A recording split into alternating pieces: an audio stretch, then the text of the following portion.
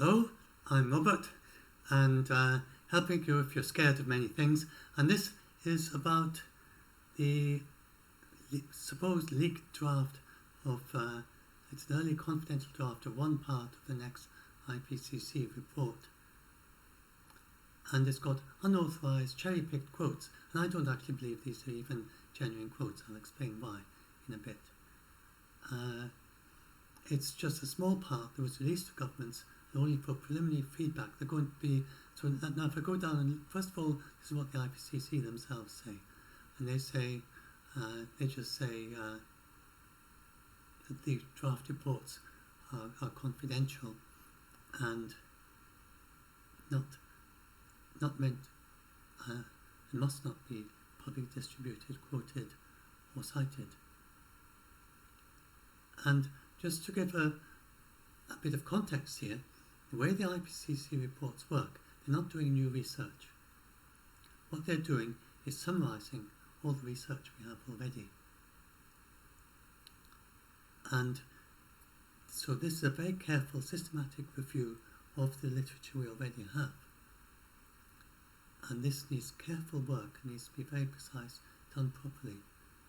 And to release it when it's in the middle of the attempt of systematic summarising makes things very difficult for the scientists, and it gives you a completely misleading idea about what's in it.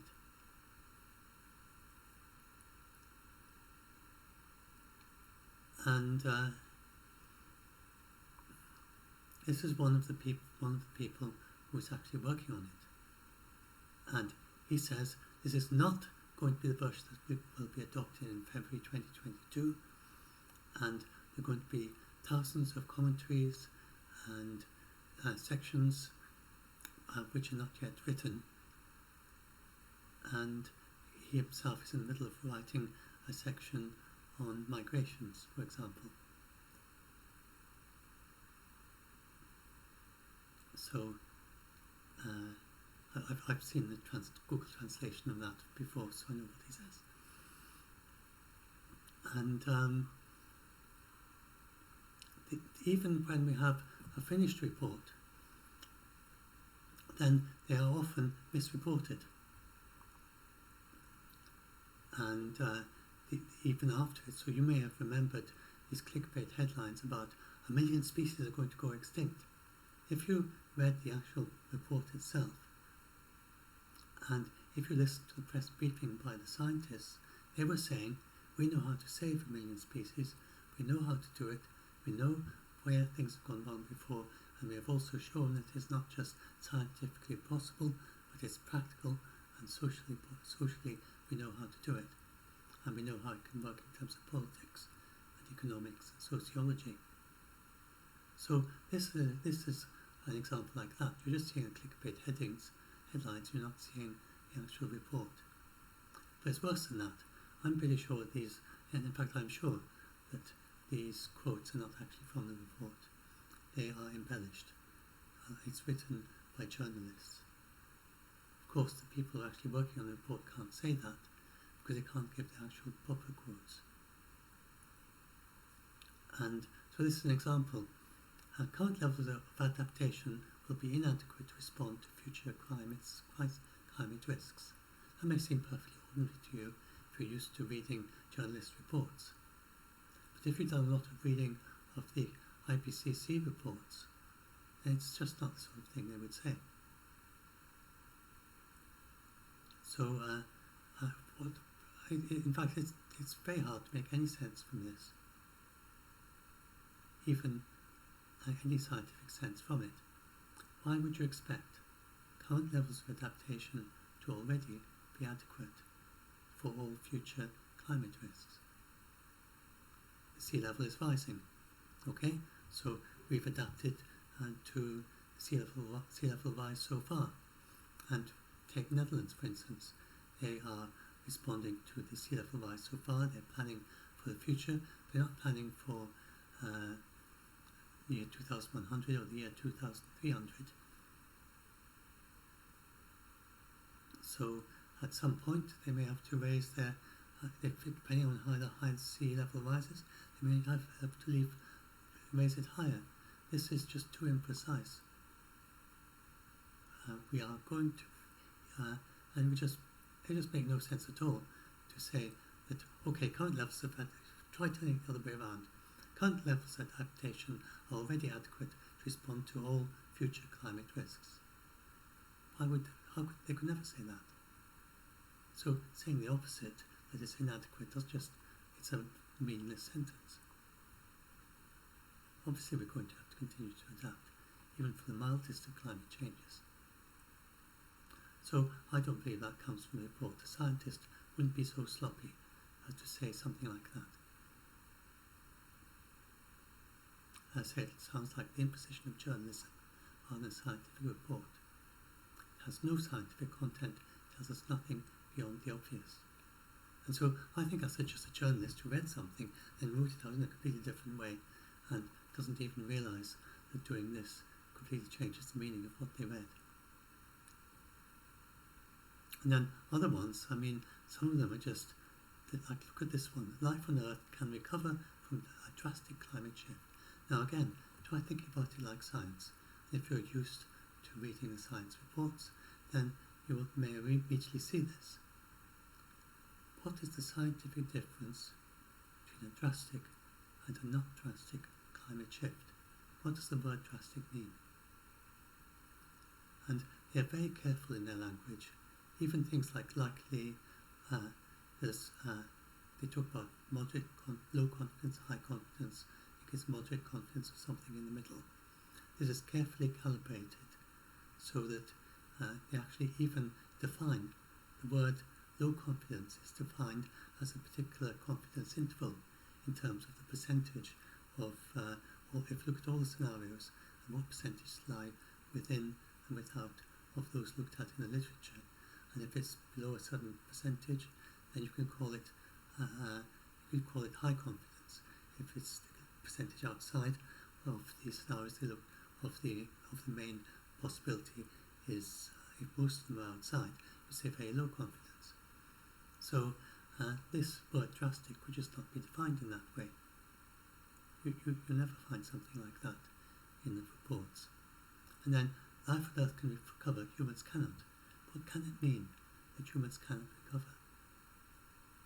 The obvious that humans would go extinct is ridiculous. You go and look here. So this reads like something from Extinction Rebellion, not from the IPCC. So if you look at that, how can humans go extinct? This is if you've got business as usual, which is now impossible. With the latest scenarios, then this would require 6.5 times as much coal burnt per year in the year 2100 than it is now, to be on this scenario. And coal use is going down. And it's becoming, in most countries it's going down quite quickly. I know it's going up in China and India, but probably not for long. And the solar renewables are now cost competitive with even the lowest cost fossil fuels. So it's very hard to see coal use increasing 6.5 times. So even then, it's until the year 3000 before all the ice in Greenland melts. And that's not a world that's too hot for humans even then. It's just the ice in Greenland. Actually, Greenland would not have ice if you started without ice today. It doesn't need to be very hot to go all the way to that. It's a legacy from the last ice age that is sort of lingering on because the climate hasn't warmed enough to melt it yet. And so how do humans go extinct in this world where it's nearly all covered in ice in the year 2100? It's impossible. So this can't be talking about extinction. And if you try and look at other things, then humans can live almost anywhere. We can live in the Kalahari Desert. We can live we can live in Greenland, indeed. We can live in space. We can live in submarines below the sea for months on end. So it's just ridiculous to suggest that we cannot survive climate's new ecosystems. But I don't believe this could be from it, new ecosystems. The only ecosystem that is really seriously going to change are the corals. And they're not going to change to a new ecosystem, they're going to change to sponge reefs. And the Amazon will change to savanna if we go to 3 degrees C or above. It's not talking about a totally new ecosystem that's never existed on that. So this, I just don't believe that. It doesn't, I don't believe that is, I don't think any of that came from the new report. If you'd, I think that entire sentence was probably lifted from the journalist's memory of things they'd heard from Extinction Rebellion. That's what it sounds like. It doesn't sound like the IPCC to me at all. I don't believe that quote. And if they are unethical enough to leak a confidential report like this, then they are unethical enough to just make up anything. You can't trust someone who does something like that. They're obviously untrustworthy because it's a confidential report and they leaked it. So I just don't believe that. I don't believe that came from the report.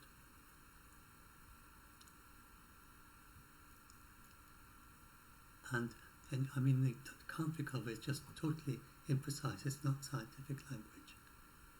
Can't recover in what way from what? Does it just mean that, I mean, you can make sense of it very easily into it saying something very banal and just saying that in the year 2100, the Netherlands will require higher dikes than they have now. Already they require higher dikes than they did last century. So they can't recover in the sense of reducing the height of the dikes to what they were last century. I mean, is that what they mean? In that case, it's an empty statement, because it's obvious. So again, just imprecise journalistic language with no scientific meaning. And that's another one, that it says that worse is yet to come, affecting our children's and grandchildren's lives much more than our own. Again, if you're used to reading a journalist, then you just think, well, that's typical, that's what scientists say, but they don't. Because that, again, is empty. Because, again, I mean, the sea level rise is going to affect our children's and grandchildren's lives much more than our own, at least to the extent they're going to have to build things to mitigate against it, whereas at the moment we don't have to do very much. So in the lives of our children and grandchildren, then some of the coastal cities are going to have dikes around them. So it affects them much more than us because they had to build these dikes. Is that all it means? So again, they would be much more precise than that. And they wouldn't say our children and grandchildren. They'd say 100 years from now, 200 years from now, the year 2300. I mean, whose grandchildren? You know, how many grandchildren? It depends on depending on how young people mothers have children, then their grandchildren's lives could be quite a lot sooner in the future than if someone who has children late in life. It's a very imprecise thing. And it doesn't even say, you know, who's our?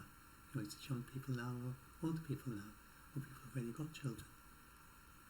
You know, this is just totally imprecise. There's no way a scientific report will talk about that. Say, affecting our children's and grandchildren's lives. Whose children? What age are you? What age are your children? What age are your grandchildren going to be? Or do you already have grandchildren? You know? Many people nowadays already have grandchildren, so is it talking about their grandchildren? Or is it, and their children? Or is it talking about young children who haven't yet reached adulthood, and when they have children and grandchildren? Again, it's just totally imprecise. That's not going to be from a scientific report. Here's another one. And it talks about seas being menacing. And again, how do you test if the seas are menacing or not menacing? You know about something being painfully obvious. How do you tell scientifically if something is obvious, just normal obvious, or painfully obvious? you just won't get something in the IPCC about menacing seas. It won't say, well, by the year 2100, the seas will be menacing. At the moment, the seas are not menacing, but by the year 2100, we're going to get menacing seas. So we've got to be watch out for that. I mean, that's just not what scientists say. There's no way this is a leak from a scientific report. So I don't believe that for a minute, that the report talks about menacing seas. And so here we have again, this is a graphic, and I can well believe that they might have stolen the central roundel in the middle of this graphic from the report. I don't believe the rest of it. And for instance, the title would say, they don't actually say it's from the report, they say it's their summary from the report, I think. But they don't actually, they just don't are just waffly and vague about what this is. But it's absolutely clear it's not an IPCC summary, even though it may look superficially like one of them. This is the only mention of that particular temperature or scenario. That would be in the title. And this is actually wrong, it's false. And so this is now in Sikh Housefather. And he is one of the few climate scientists who is quite active in the public domain and is also very accurate. So he is very careful in the way he talks to the public. Like the IPCC do as well, they're co-chairs and so on, and the leaders, the ones that appear in the science briefing, but they're not nearly so active, and I don't see them on Twitter and so on for some reason. And we get these activists, climate scientists, that some of you may follow, and they're just not accurate. They have a dual life somehow. They have their climate science, which they do properly, peer-reviewed, get it published in good journals, and then they have an activist hat on it, as it were, and then when they go to Twitter, then they will retweet things that they must know are false. They say things that are clearly false and so on. And it's just like someone who gets very angry in an argument and they start shouting and they try to get you to do something, and they'll say things that are not quite true. So some of these climate scientists, when they get more passionate in Twitter and in blog posts, say things are not really true. But Sikh Housefather isn't like that. He's very calm and collected and straightforward. He just says things like they are. And he's a good communicator. So at least in all the things that I've seen so far. And so as soon as someone mentioned he's talked about this, I went straight to his account to have a look and see what he said. And so naturally he can't talk about the report, but he did comment on this global production. He said, no, the crop production hasn't fallen 4 to 10%. He said, there's a real risk of misrepresentation or inaccurate reporting based on leaked drafts, given that others cannot reference the original source. He's one of the people actually working on the original source. And this is an example. So he said very carefully that he can't comment. He's not going to comment, he's going to talk separately, but he did. This is the only thing that I found that he actually mentioned that he said was false from the AFP. He didn't go line by line or anything like that. And he said crop yields increased substantially over the last 30 years. And so here is examples, near doubling in some cases of crop yields in 30 years. Now, the caveat here is that crop yields are increasing anyway. We've had the Green Revolution. For instance, Africa has huge potential for the increase of its crop yields because it missed out the Green Revolution in the 1950s to 70s. So we can expect a huge increase in the crop yields in Africa. And that's nothing to do with climate change. And with global warming and everything, we can expect a big increase there. Probably theoretically, if you compare what they do with what the best crop yields in China and the United States, there's a potential for a tenfold increase for some of the crops in Africa, in the yields. So it's not going to be too surprising if crop yields continue to increase for the rest of the century on all scenarios. Indeed, the IPBES report in 2019 was absolutely clear about it, that we can feed everyone through to 2100 on all scenarios. We can grow enough food. It's not different. It's more of an issue to actually getting that food to people who need it, and that, of course, is important too. But there's no problem in producing enough food for everyone. And the big question is whether we do it sustainably or non-sustainably. That's from 2019. I don't expect this 2022 report to make a significant difference on that conclusion. And of course, Sikhar's father is not going to talk about that, but he said about whatever the next report says about that in detail. But he says that he comments on the crop yields, and he says that the climate change just likely resulted in a lower yield growth in a world without climate. In other words, it doubled. If it wasn't for the climate change, he's saying maybe it could have more than doubled in the last, for these crops that had these especially high yield increases. So that's a much more nuanced claim than he would assume based on the reporting. And so the thing there is, I just talk a bit more about crop yield because it's quite an interesting subject. It's just very short subject thing he said there, and the thing that often scares people. So what's actually happening is that crop yields increase fastest in the higher latitudes, and with the growing, well, apart from as a general thing, there are some very big increases. For instance, in India, India is now doing 2 crops instead of 1. It does its dwarf rice during the monsoon, and then it has what are these? Some kind of pulses. I can't remember which ones particularly for the dry season after that. And so because the rice yields so much faster with newer crop varieties, India is able to do 2 crops, which used to just be able to do just 1. And it's increasing yield through drip-fed agriculture and things like that. So it's not just the new crop varieties, it's also new ways of doing agriculture. So there are these increases going on all around the world.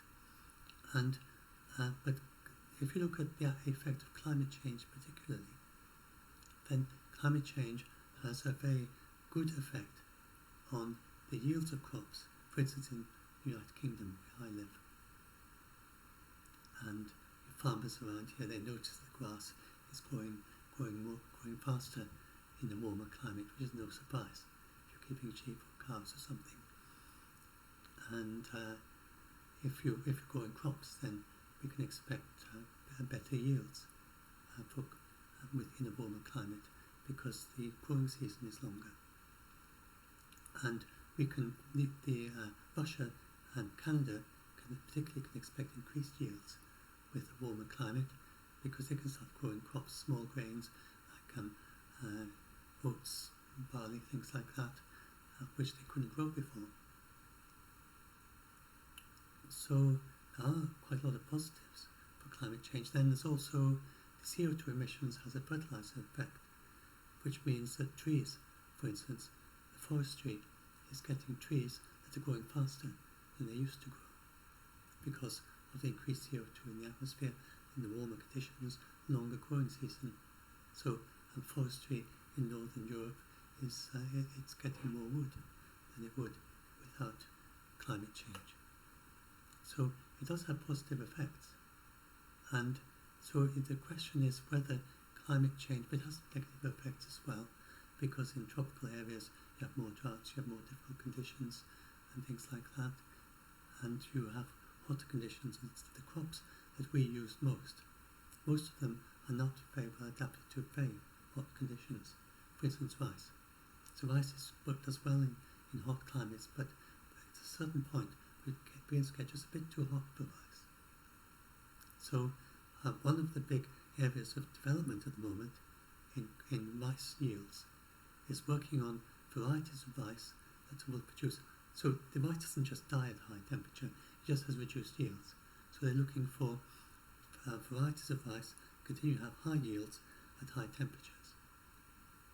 And there's no reason really why it can't have increased yield. Indeed, there's the C4 project, which is an attempt to get the C4 type of photosynthesis from maize into rice. And that's maybe a decade or so project. If it succeeds, we'll get a huge increase in rice yields. And this will also enable the rice to be able to grow at much hotter temperatures. So, because C4 is an adaptation that helps crops at high temperatures. So, so that's why it's particularly interesting in trying to get this particular kind of photosynthesis. But it's very difficult to get into rice because you don't just need to change the way the photosynthesis works. You've got to change the structure of the leaves. You've got to change the structure, the microstructure of the plant itself. So lots of genes have to be transferred into rice from other plants or else rice being evolved. So doing breeding of varieties of rice combined with a bit of genetic manipulation and two together. It's called the C4 Rice Project. You can have a look for it if you're interested. So it's very hard actually to put a limit on what's actually going to happen. If you're more conservative about it, then you'll say that as the climate warms, then we're going to run into challenges. If you're more optimistic about it, you're going to say that we're going to rise to those challenges. So if we can, so other things of new varieties of rice that can deal with more salt in the soil, for instance. And that is going on at the moment. And lots of other things. So if you just keep, what I think would be reasonable to say is that if you just keep the exact same varieties as before, then crop yields will not increase so much at all. And so climate change likely results in low yield growth without climate change. So this, I expect he may be hinting at what's in the next IPCC report. I don't know. If it is in there, then it's likely to have lots of caveats as well, like what I was talking about, that it depends on the amount of adaptation of the crop yields as well, how much specific climate change adaptation there is. And it's likely the next IPCC report, if it does say this, it'll say, but something like, like for instance, if the C4 rice project succeeds, then that'll be a big increase in rice production. So they have to, they might say that the possibility of that happening is maybe low likelihood or something. I don't know. We don't know. Best not to try to guess what they're going to say. But I'll be as bad as the AFP if I start guessing what the next IPCC report is going to say. But so anyway, so that is just wrong. They just made a mistake there. They just missed. Some journalists read it, didn't quite gather what it said. That happened a lot. For instance, New York Times, they had lots of mistakes about the 2018 report. They'd been to the same press briefing that I watched on YouTube, and they just got it wrong. They just weren't listening. And you go and look at the report itself, and you read the report itself, and they just misreported it. So you get that quite a lot, sadly. So now, Sikh house fathers, so I expect these journalists did that, and then they just made up quotes. They're just too lazy to go back to the report, or the report just didn't have emotionally enough language for them. So they just made stuff up, and being journalists, they have no idea how to write things that look like science, and it just doesn't make sense. And they've mixed up bits and pieces from things they half remember from Extinction Rebellion. I think some of these things sound much more like inspired by Extinction Rebellion than they are by the IPCC. So anyway, Zeke Hasfather has given a spoiler-free preview. So he can do this because he's really just talking about things that are in the public domain already. This is an important thing about how the IPCC works. The IPCC does not does not do research. It doesn't even run models. all this research that the IPCC summarises in their reports is already available to the public. They have some access because a systematic review, as a systematic review, they should also look at unpublished research, and so they must do some element of that. Because unpublished research sometimes isn't published because it wasn't dramatic enough, although just as valid. So you have to look at that sort of thing as well. But generally, they are just aware of the same research the rest of us are aware of. And the reason they need to do this report is to do a systematic review. And because even someone like Zika's father, he's not going to be able to have an overview of the entire field of climate change science.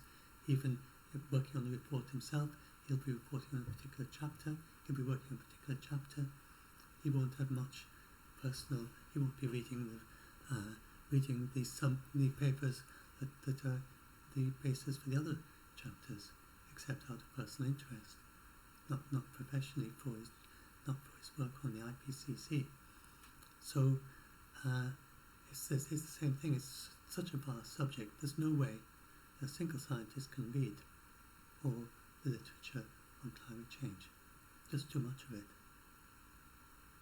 So this is why the IPCC is needed, in order to get an overview of what's going on, and experts looking at particular disciplines, and an overview of the whole thing through an overview and talking between each other, and big conferences, and inviting thousands of comments from other experts outside of the process. So that's how it works. But what they're talking about is in the public domain already, most of it. So here's some of the things to expect from it. First of all, a discussion of details of when we cross the 1.5 and 2C points in various scenarios. That's no surprise at all. And you expect that. He talks about the revision of the sensitivity of global warming to CO2 emissions. And there he's talking about the new models, the CMIP6 models.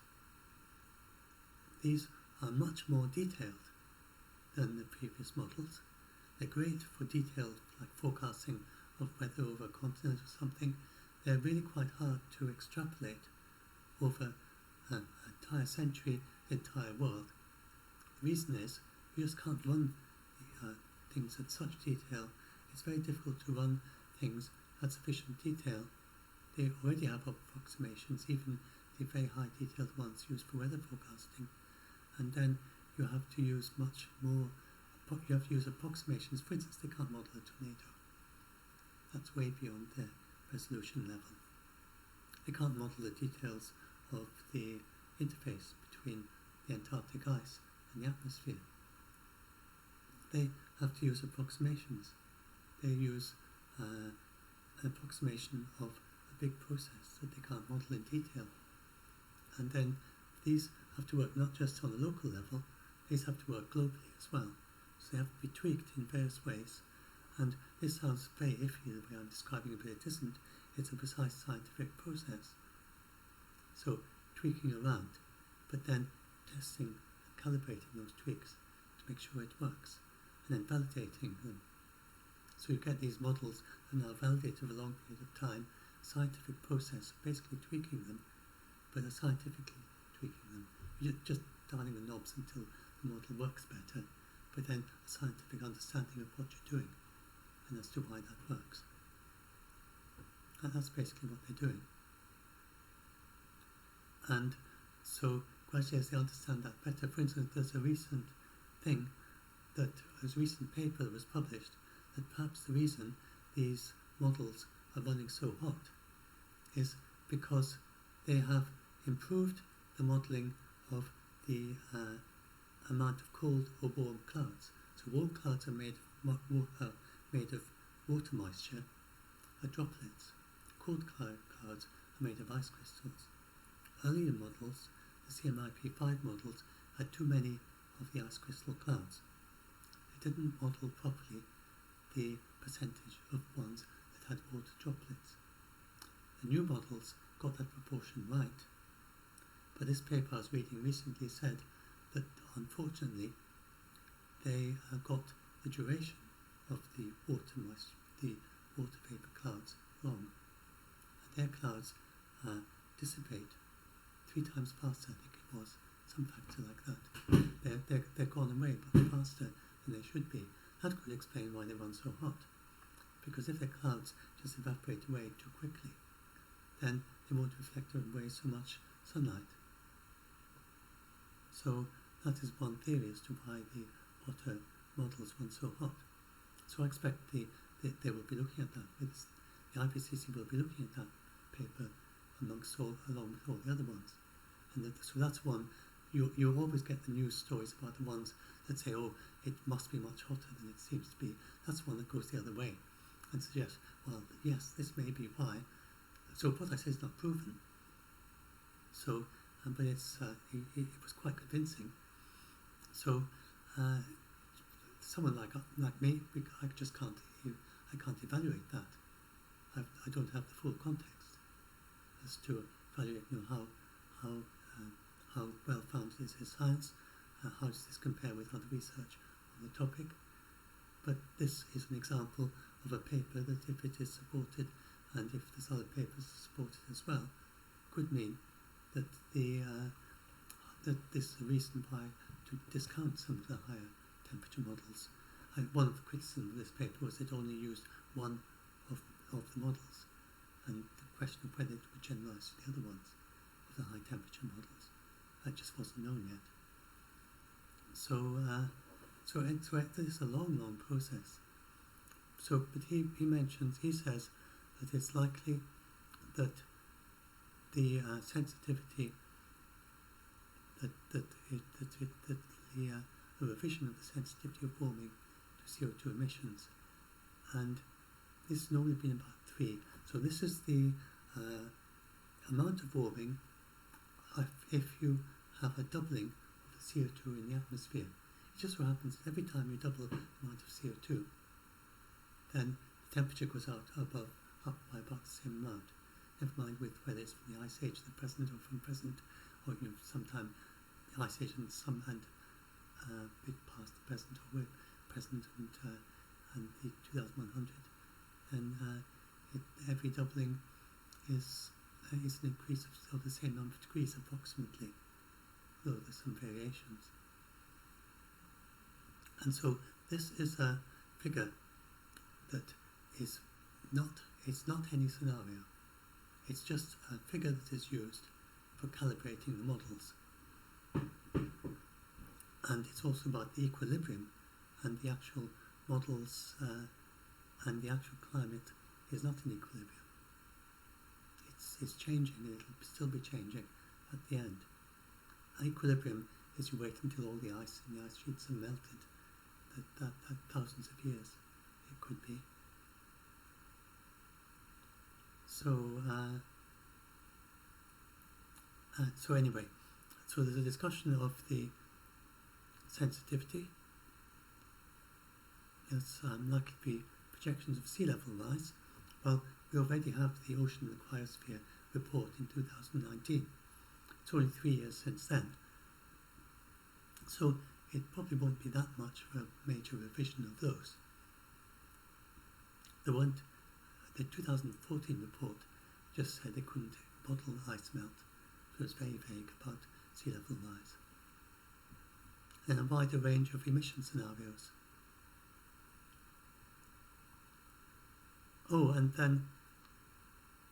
Yes, I forgot about one. We have warmed slightly more since pre-industrial than previously thought. So he explained that a little bit more in the Twitter feed. So he referred, I forgot the show the graphic. I don't think I'll get, you could click through there and see what I was replying to. He shared a news story that I was asked quite a while ago by some people in the group, and it was this particular dataset, the Hadley dataset, which showed originally in 2014 showed much less, significantly, not a huge amount, but significantly less warming than some of the other data sets. So they're all around the same amount. They're not enormous difference between them to our eyes. But it's moved from one of the lowest to one of the highest in a whole bunch of different ones. I wonder if you can see it through here. Just a second. That's his report. And this is the, yes, if I bring this up, you might just see it. Yeah, there we are. You can see it. So the you probably won't even see it very easily, but the dotted lines, like there, is well below. That's what it used to be. It's now moved up to one of the highest. But you see, they're all pretty much the same. These data sets of what the past temperatures were and what the temperatures are now. That very slight difference between there and there, sort of thing. And so I asked him, why does it matter, given that all the others were already up there, and this one is lower? Why is it important that this one is now in line with all the others? So he explained that the Hadley dataset is the most prominent one because it's the one that was mainly featured in the last major IPCC report. So based on that, the new report is likely to suggest that we have warmed slightly more since pre-industrial than previously thought. This will likely mean he doesn't go on and elaborate anymore, but if we've moved slightly more since pre-industrial than we thought, that means warming is slightly faster, so that means we have slightly less CO2 budget for the same temperature. So for instance, I don't want to guess the next report, so this is a for instance. Well, let's just give you a whole lot of different numbers, so it's not a prediction. So at the moment, we've got CO2 emissions that would lead us to 1.5 C. Then, so you could say that is 1.55 C, 1.6 C, 1.65 C, 1.7 C. You could say that actually, because of this revision, then what we think is 1.5 C is slightly more. But then it could go the other way, because there's the sensitivity as well. That's uncertain, and he actually mentions that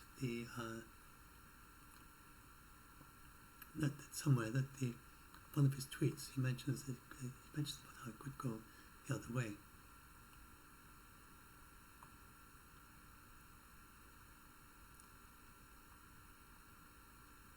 See if I can find his tweet. Just a minute. I can't find it now.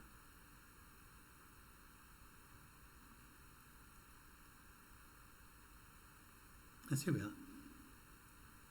That temperature outcomes are not precisely known based on our estimate emissions. Yeah, he's saying there that that this could go either way. We don't know if the sensitivity is low. We could think we're headed for even 2C, when actually we're headed for below 1.5 C. So, but we don't want to bet. We certainly don't want to bet on actually being in a lower emission scenario than we think we are. So, what else? Let's talk about. Yes, he talks about that the next report will have much wider range of scenarios, including ones that are much more realistic. So the ones in the last scenario, last report, they had ones that are just impossible today, and others that are no longer realistic. Even 3 degrees C is not very likely today, because with optimistic targets we're headed for 2C. So we're much more interested in the scenarios that are close to what we're actually on. And the previous report, only the 1.5 and the next one, which is 2.6, I think, C, and just a rough idea of what it involves, only those two temperatures are around about are relevant to us now, with the new China's coming on board, with aiming for 1.5 C, with the US coming on board, assuming Biden does manage to get ahead with his infrastructure and job plan and actually make it really work, then we are headed for about 2C at the moment, optimistic targets, and we may well be below, well below 2C is within reach. So nowadays there's far more interest in scenarios, excuse me a minute, in scenarios that lead to, that are much lower emissions, because they are more relevant to the path we are actually on. But for consistency with previous reports, in order to compare with previous reports, and in order to out of the scientific interest, because it makes the reports it makes the climate signals much clearer if you have a high emission scenario. The models are much easier to run. So it's of scientific importance and interest to run models for high emissions, even if you don't think they're possible. So they really had to struggle to make up a scenario that would give us the business as usual, as it was called in the previous scenario. It's now very clear that it's not business as usual. It involves, they say, well, suppose that we increase emissions of coal,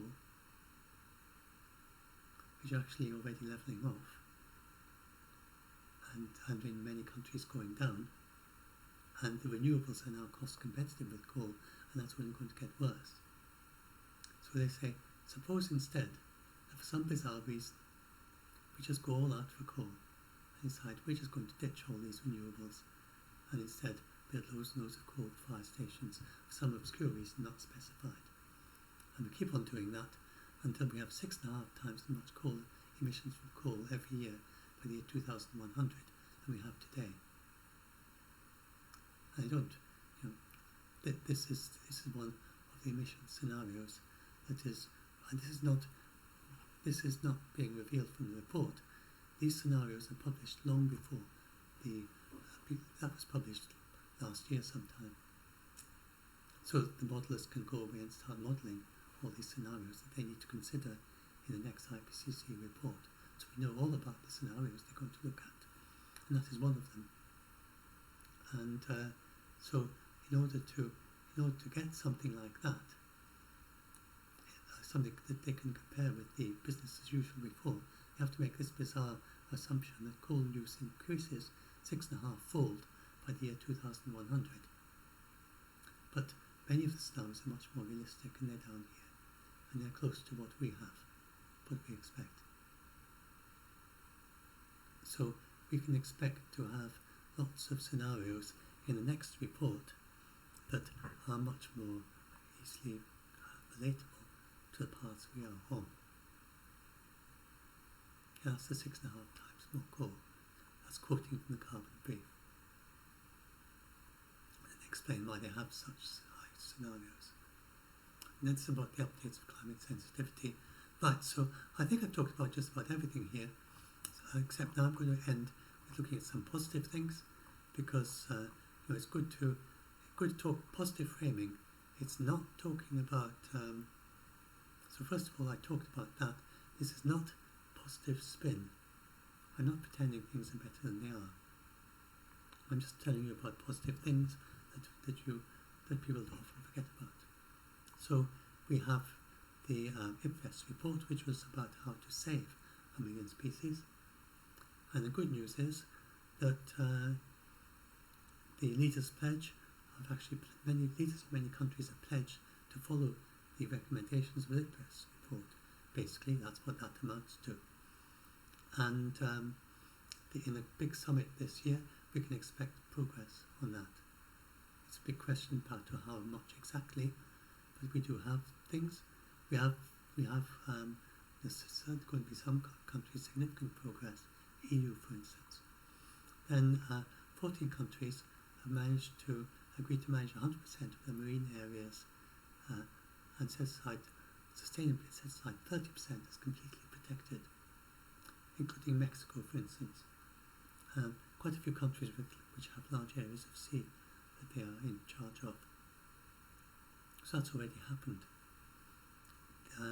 So we can expect a big change, a big momentum change this year. We already are having, and as part of the recovery from COVID, of countries being more and more careful about and stop and reverse destruction of biodiversity by 2030 and make it part of the COVID-19 recovery. Then we have the statements of intent from US and Canada, well below 2 degrees C is within reach. We can grow enough food, I seem to have done that twice now, haven't I? We can grow enough food, I've talked about that, I talked about that quite extensively just now. And this is about how there's much you can do to help at an individual level.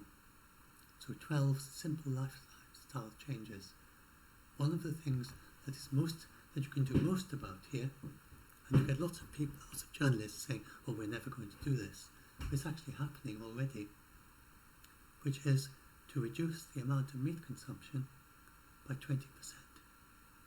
We don't have to go vegan. Now, some people are going vegan, some going vegetarian, some people are going to a Mediterranean diet, some people are changing the kind of meat they eat, which is just as good, really. Because some kinds of meat are much better for biodiversity than others, and some are much better for CO2 emissions, depending on what the animal eats, where it lives. I mean, for instance, one of the worst is grain-fed, cows fed on grains grown in or soybeans from Brazil, say.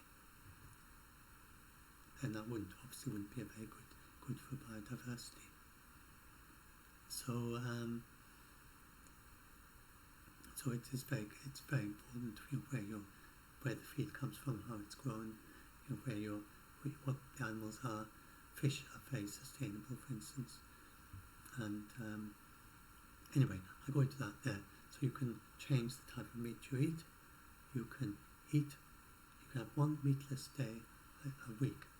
That is a way of reducing your meat by nearly 20%, while being very good for your health. If you're someone who eats meat every day with every meal, then that is the thing you can do. Try to aim to, by 2050, to be eating, or sooner if you can, to be eating one less meat, have one day a week without meat. If we do all this, it'll have an absolutely huge effect. And then there are other things, there's having many of us already careful about the appliances, use appliances that are good on energy consumption. Well-insulated homes, if you're building, especially if you're building a new home, or if you have an option to, a government subsidised option to insulate your home, then go for it. Things like that. There are loads of things you can do. I go into that at an individual level. It may seem you're doing nothing, and don't worry if you are someone who flies in planes, because that is only 2% of global emissions. It is not the priority at present. It's a good gesture to make if you want to, but you can just as well offset and you pay a little bit extra on the price of your ticket if you want to show a gesture, and pay that to some group that is good and genuine in offsetting emissions. And there are many things you can do. The aviation is actually one of the best as industries in terms of having planned for reducing its emissions as time goes on. And even though your emissions from a plane is going to be just a small part, is going to be the major part of your emissions if you are someone who flies a lot, still your work on having a more efficient insulation in your home, if we all do that, is actually going to be more effective as one person, as one of many. So try thinking about whatever you're doing as being part of the society you're in, and whole society and the whole world, and look at everything, all aspects of your life. And then if you do that, you can make a huge amount at the individual level. Don't try to add up your total CO2 emissions from everything, because what matters is working together, and just work on what you can reduce. And that, unless you're an activist and you want to make a point, but generally, just for all of us, that helps to realise that you can actually do things. You can do a lot, and we are very, very powerful. And what we choose to buy, and this was one of the messages from the last IPCC report. It was one of the main messages from the 2018 report, that we are very powerful as individuals. Our choices matter. Also, what we say to our governments and when we vote, what matters to us and what they campaign on and so on, that all matters too. So don't think you're powerless, and then working together as individuals to solve problems, as communities, solving problems in your community, to do with climate change or biodiversity or whatever it is, or reducing emissions. All these things are very important, and it's how we will get through this.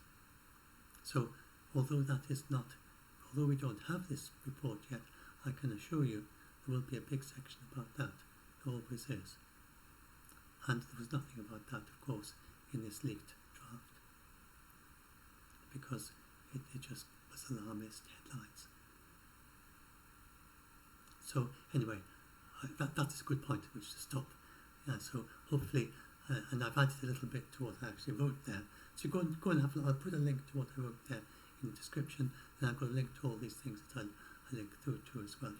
I won't put all those in this video description, just this one.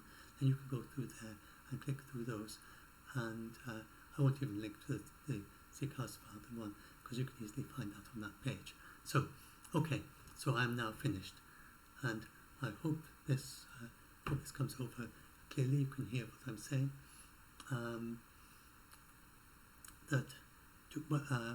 If you get scared about these things, or if you are expert on these areas, then I do recommend our group, Facebook, Doomsday Debunked on Facebook. We welcome anyone who wants to talk directly to scared people who is knowledgeable, or if you are scared and you want to talk, and you want help. And we encourage people, so you don't need to be expert on the topic. I mean, I've been following climate change since before the subject started. I've been reading about climate change since whenever it was, the 70s or whatever. And I remember in the 60s that the concern was about the world getting too cold for climate, that we were headed for the next ice age.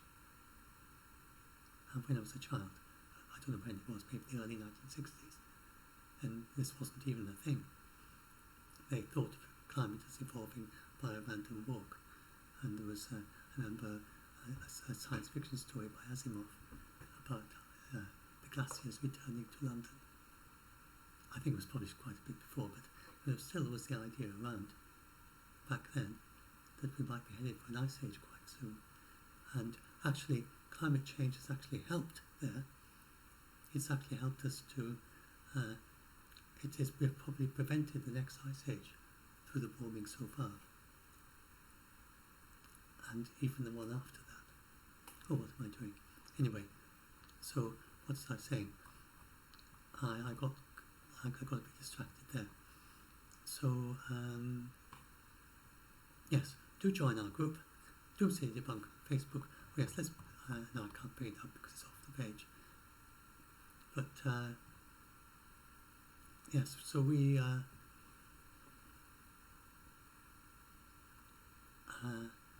if you join the group, you're very welcome. We welcome anyone who is either expert on anything, talk about your own expertise, who is able to, particularly interested in people who are able to summarize the established science, the system, these results of systematic reviews, and tell scared people what the best science is that we have today, rather than presenting your own personal theories. And you don't need to be expert, you just need to be good at, so as I was saying, I've never researched into climate change. I just followed it for decades, but it's not something I research into. I'm not a researcher, I'm just a science blogger in my spare time. And so that's how I'm helping, and you can help in the same way. And then tell the scared people what the true situation is, and we try to explain clearly and we try to give it positive framing. So not positive spin and not negative spin, obviously, and not negative framing.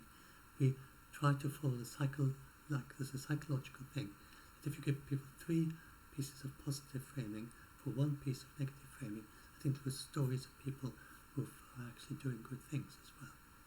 And this encourages them to act.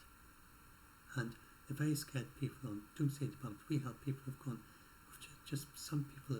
many people have been suicidal over the false stories about climate change. It's very likely some people have committed suicide over those stories from the people that reach our group. And the people in our group, some of them, they may well have, they might have committed suicide if they hadn't found us. So we are helping people who have got sometimes very scared. They have panic attacks frequently. They may have frequent panic attacks every day, like heart racing and beating fast and all that, if they're in the worst phase of it.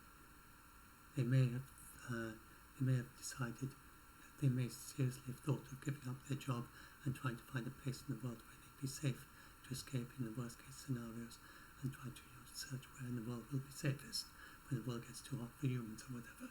It's just nonsense. It's not true. The reports don't say this. So we just need to be very straightforward and clear and explain to these people who have been really seriously psychologically affected by all this that these things are not true. So we welcome anyone who wants to come and join the group. And this also is why I'm presenting this. I'm not attacking Extinction Rebellion or the activists. I am writing this to help people who are extremely scared. But I do suggest, if any of you watching this or reading this are activists, to think about how your exaggerations affect people whose minds are in a very fragile state. And a lot of these people were not scared at all. They were just perfectly normal before they start getting pushed over into extreme anxiety. And you could get PTSD diagnosed because of just reading stories on climate change.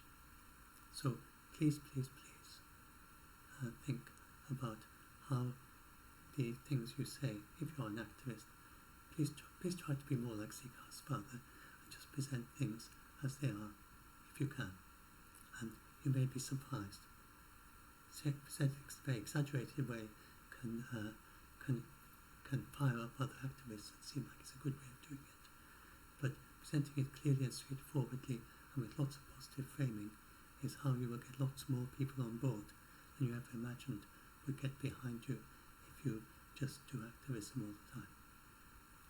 Anyway, so I will now stop, and this is probably quite long, but hopefully it helps. Some of the people I think that I help will want to hear a nice long video. So anyway, I'll upload